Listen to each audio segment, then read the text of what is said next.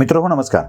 सातत्यानं आपण बघत आलोत की मी या व्यासपीठावरून विषय मांडताना प्रसार माध्यमांच्या विषयी फारशी आस्था बाळगत नाही. खरं तर माझी भाकरी, माझं पोट याच प्रसार माध्यमांनी दीर्घकाळ चालवलेलं आहे. म्हणजे मी तरुण भारत सोलापूरसारख्या दैनिकांमध्ये काम केलेलं आहे. नोकरी म्हणत नाही त्याला, कारण तिथे फक्त कामच करावं लागत होतं, पैसे मिळत नव्हते, त्यामुळे तिथे काम केलेलं आहे. गावकरी सारख्या दैनिकांमध्ये अत्यल्प पगारावर काम केलेलं आहे. पुढे पगार मिळायला सुरुवात झाली ती स्टार माझामध्ये, आताचा ABP माझामध्ये आल्यावर पैसा आणि नाव दोन्ही गोष्टी तिथेच मिळालं. पुढे पुण्यनगरीचा संपादक झालो. पुढे काही दिवसाकरता एका चाट आणि अफाट आणि पुळचट प्रयोग केला, तो एकमतचा. तिथे सपशेल तोंडावर पडल्यानंतर पुढे पुढारीच जायचं ठरवलं आणि इथे आपलं काही जमणार नाही हे लक्षात आल्यावर सोडून देऊन हे दुकान मांडून बसलोय. एवढंच सगळं माध्यमांनी जगवलेलं असल्यावर सुद्धा माध्यमांच्या वरती विश्वास नाही असं म्हणणं जरासं आपल्यालाही खटकत असेल. माझा का विश्वास उरला नाही, का सामान्य माणसांचा विश्वास उरला नाही, तेही मी तुम्हाला सांगणार आहे. मुळात आपण सगळे मराठी माध्यम अशी ओरड करत असतो. ही मराठी माध्यमं नेमकी मराठी आहेत का, हा पहिला प्रश्न मला पडतो.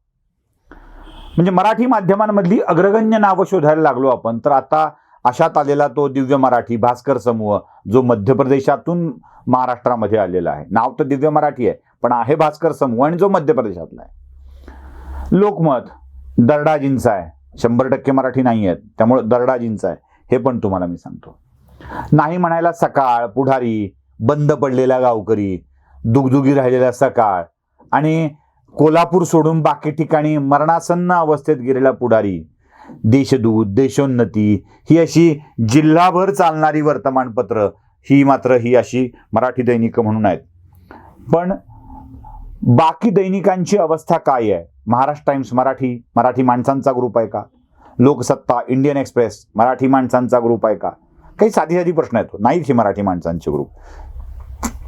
नाही म्हणायला महाराष्ट्रभर ज्याची ख्याती आहे तो पुण्यनगरी एक ग्रुप, महाराष्ट्रभर ज्याची ख्याती आहे असा पुण्यनगरी एक ग्रुप मराठी माणसांचा आहे असं म्हणावं लागेल. सकाळ आता आपलं आवरू लागला, ही देखील स्थिती आहे. टीव्हीच्या बाबतीत ABP माझा मराठी नाही, Zee24 तास मराठी नाही, नाव चॅनल मराठी आहेत पण ग्रुप मराठी नाही. आणि जी मराठी माणसांची ग्रुप होती ती केव्हाचीच बुडाली. मी मराठी माणसांचा ग्रुप होता तो केव्हाच बुडाला. जय महाराष्ट्रामध्ये मराठी माणूस स्टेक म्हणून खूप कमी आहे. अशा स्थितीमध्ये आपण या माध्यमांना मराठी माध्यमं म्हणायचे का, तर ते मराठीत निघतात म्हणून. त्यांना मराठीशी काही देणं घेणं नसतं, फक्त एखादं गाणं मी मराठी असली लावायची आणि चालवायचं, याचं बाकी मराठीशी काही सोयरसुतक नसतं. असो, म्हणजे भाषेचा अभिमान घेऊन चालवणारी माध्यमं ही देखील मराठी नाहीत हे देखील लक्षात घेतलं पाहिजे.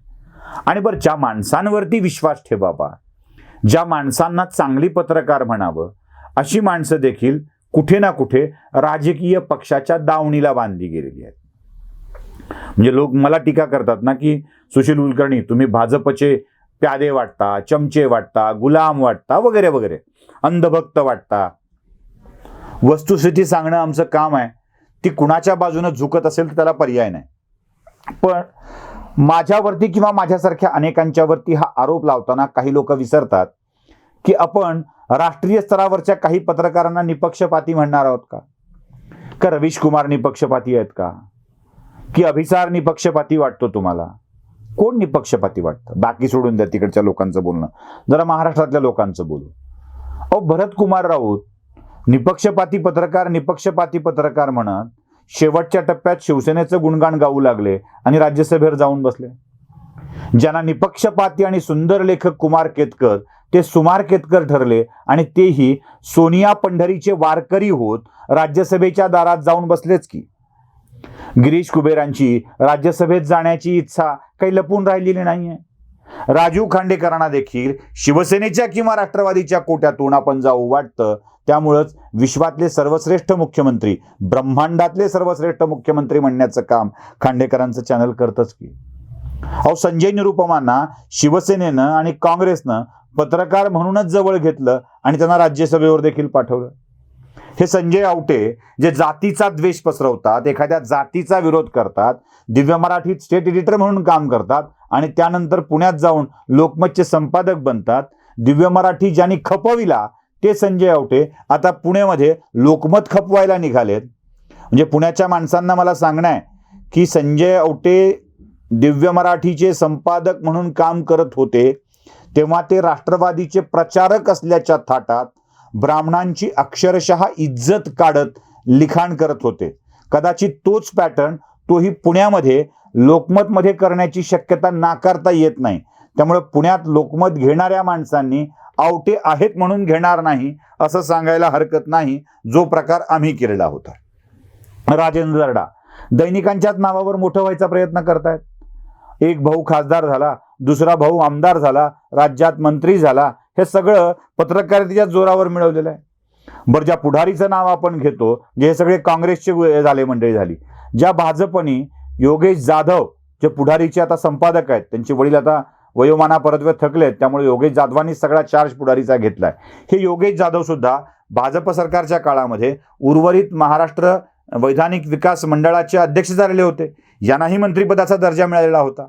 पत्रकारितेच्या माध्यमातून ही सगळी मालक मंडळी राजकीय दृष्ट्या पदे मिळवणे किंवा त्याचा वापर करून मोठमोठी कंत्राटे आणि कामे मिळवणे यासाठी सगळी चालली आहेत. औरंगाबादची समांतर लाईन किंवा इथे टाकायचं एक अम्युजमेंट पार्क हे झीच्या मालकाचं होतं, हे अनेकांना माहीत नसावं. या सगळ्या प्रकल्पाला करोडो रुपयांची प्रकल्प राबवत आपला करोडो रुपयांचा फायदा करून घेणे किंवा राज्यसभेवर जाऊन बसणे हीच या मालकांची धारणा आहे. त्यामुळे या माध्यमांच्या मांडणीवर विश्वास बसत नाही. वेगवेगळ्या भूमिका मांडत असतात. म्हणजे कालचा माझा अनुभव तर फारच रंजक होता. एबीपी माझावर मी जेव्हा काल चर्चेला होतो त्यावेळेला त्यांचा दिल्लीचा प्रतिनिधी प्रशांत कदम हा भाजपच्या विजयानं इतका दुःखी झाला होता की असं वाटत होतं की याला सुतक पडलंय की काय, कसं काय बुवा, एवढं सगळं वाईट असताना कसं काय येतं बुवा, असा प्रश्न एका वृत्तवाहिनीचा दिल्लीचा प्रतिनिधी विचारतो. जणू काही तो मोदींची धोरणं नक्की करणार आहे अशा स्वरूपाची त्याची भाषा होती. बरं, इथली ती डॉक्टर झालेली अँकर सुद्धा याच आविर्भावामध्ये भाजपच्या प्रवक्त्यांना अक्षरशः फाडून काढत होती. तुमचं कसं काहीच नाही, म्हणजे पंजाबात भाजपचा सफाया होणार. अरे, जिथे होतेच 3 आमदार तिथे अजून काय सफाया होणार? बरं, तुम्ही सांगताय की 3चे 5 होत आहेत, मग 5चा सफाया, हे वाक्यच मला आश्चर्यकारक वाटतं. ही सगळी मंडळी कुठल्या ना कुठल्या पक्षाचं कौतुक करून आपल्याला राज्यसभेवर किंवा विधानसभेवर जायला मिळावं यासाठीचे प्रयत्न करत असतात. बातमी सांगत नाहीत, तर आपली धोरणं राबवत असतात. म्हणून माझा माध्यमांवर विश्वास राहिलेला नाही आणि मी अॅनालायझरला प्रसार माध्यम समजत नाही, याला अभिव्यक्ती माध्यम समजतो. ही माझी अभिव्यक्ती आहे. ती लोकांना आवडत असेल तर लोक त्याला स्वीकारतील, आवडत नसेल तर त्याला नाकारतील. त्यामुळं हा इंटरॅक्टिव्ह माध्यम आहे आणि ज्यात मी माझ्या समोरच्या लोकांशी चर्चा करत असतो.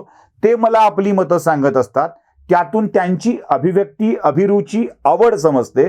माझं काय आवडलं नाही हे देखील समजतं. काही व्हिडिओ लाखात चालतात, काही हजारात चालतात. याचा अर्थ असा असतो की माझी सगळीच मतं लोकांना आवडतील असं नाही, पण तरीही ते मांडत राहायची आणि काय आवडत नाही ते वेगळं करून ठेवायचं, असं एक साधी पद्धत असते.